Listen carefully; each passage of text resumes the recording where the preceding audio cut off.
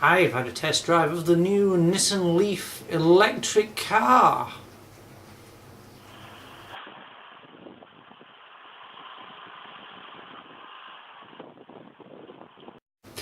As you can see, it looks exactly like a normal family car. In fact, it takes 5 people.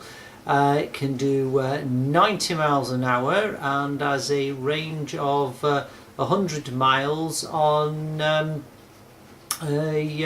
full charge. It takes 8 hours to charge up from a normal 13 amp socket. However, if you find a fast charge point, then you can actually charge it up within 30 minutes to 80% of charge, which is not bad going. It's going to need a little bit of change, I think, in driving habits. So if you can't just like turn up, bang fuel in and go like you do in the petrol station now, so you'll have to have a cup of tea or coffee while waiting for your car to charge. Some natty good features is that if you are running out of battery and forgetting to charge, it puts you into crawl mode, so you can sort of get off the road, and also the sat nav will try and direct you to the nearest charging point once you get quite low. What I liked about it is on the instrument panel, depending on how well you're driving, there was a little sort of symbol with this little tree that kept growing and growing.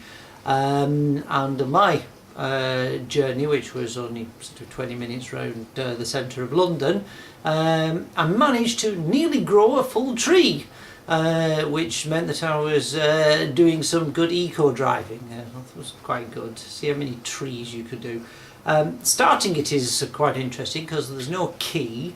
It just comes with a key fob, and if the key fob is actually in the car, then it actually starts. You just press a little button and off your car goes.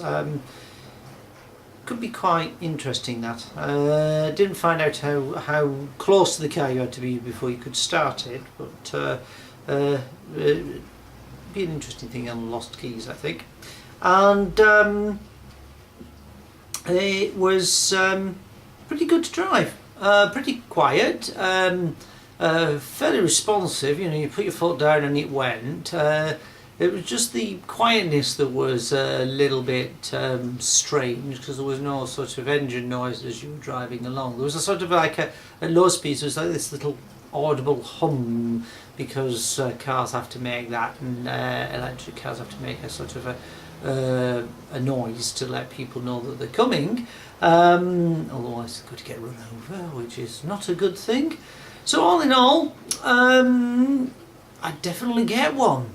The cost of them, not cheap. They start about 30 grand, and you can get it 5 grand off, so it brings it down in comparable to sort of top of the range Mondeo or something like that.